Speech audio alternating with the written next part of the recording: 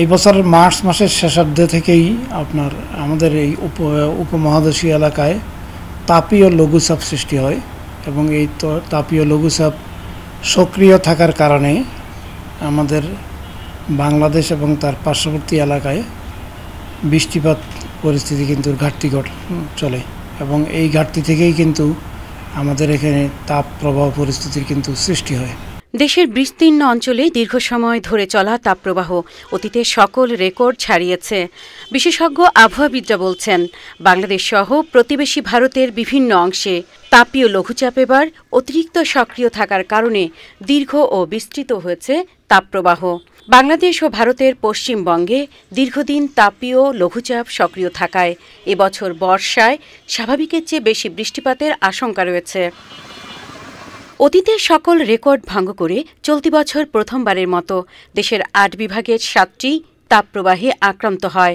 টানা ১ মাসের বেশি সময় দেশের রাজশাহী, পাবনা, ঈশ্বরদী, যশোর, কুষ্টিয়া, খুলনা, চুয়াডাঙ্গা হয়ে ওঠে একেবারে উত্তপ্ত অঞ্চল। বৃষ্টিপাতের ঘাটতি পরিলক্ষিত হচ্ছে এবং নতুন করে কোনো বৃষ্টিপাত জনিত কোনো আবহাওয়া পরিস্থিতি তৈরি হয় নাই এবং সাগরে কোনো ধরনের নিম্নচাপ তৈরি হয় নাই, যার কারণে এই তাপীয় লঘুচাপের প্রভাবটা কিন্তু কন্টিনিউ করলো। রাজশাহী ও খুলনা বিভাগে অতি তীব্র এবং তীব্র তাপপ্রবাহ সক্রিয় থাকায় এই অঞ্চলের রাজশাহী, যশোর, চুয়াডাঙ্গা ও কুষ্টিয়ায় রেকর্ড করা হয় দেশের সর্বোচ্চ তাপমাত্রা।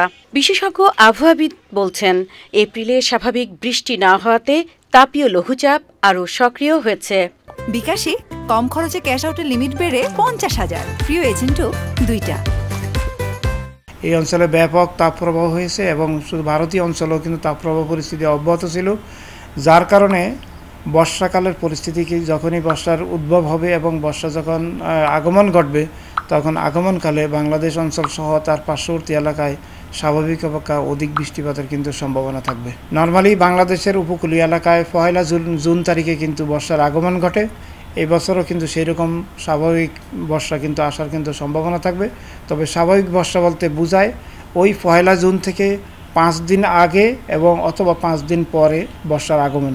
আবহাওয়াবিদদের পর্যবেক্ষণ, এপ্রিল মাসে বঙ্গোপসাগরে কোনো ধরনের লঘুচাপ জনিত আবহাওয়া পরিস্থিতি তৈরি না হওয়ায় বাংলাদেশ সহ আশেপাশের দেশগুলোতে তাপীয় লঘুচাপ তীব্র আকার ধারণ করে।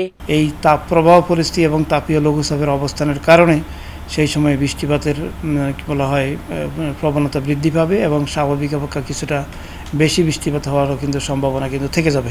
এল নিনো ফেজ এবং লা নিনা ফেজের যে পরিবর্তন দেখতে পাচ্ছি, সেই পরিবর্তনজনিত কারণে কিন্তু আমাদের এই অঞ্চলে কিন্তু এই বছরের বর্ষার কি বলে ঘনঘটা একটু বৃদ্ধি পাওয়ার কিন্তু সম্ভাবনা থাকছে এবং সেই সার্বিক দিক সব বিবেচনা করে যদি আমরা দেখি তাহলে আগামী মাসের প্রথমার্ধ থেকেই যখনই বর্ষার আগমন ঘটবে তখনই কিন্তু আমাদের এই অঞ্চলে বৃষ্টিপাতের প্রবণতা স্বাভাবিক অপেক্ষা বেশি হওয়ার কিন্তু সম্ভাবনা থাকবে। দীর্ঘদিন এবং দেশের বিস্তীর্ণ অঞ্চলে এবছর অতি তীব্র এবং তীব্র তাপপ্রবাহ থাকায় বর্ষা মৌসুমে এর বিরূপ প্রভাব পড়বে। আশঙ্কা করা হচ্ছে এবছর বর্ষায় স্বাভাবিকের চেয়ে অধিক বৃষ্টির কারণে বন্যা হতে পারে। জান্নাতুল বাকিয়া, কেকা, চ্যানেল আই, ঢাকা।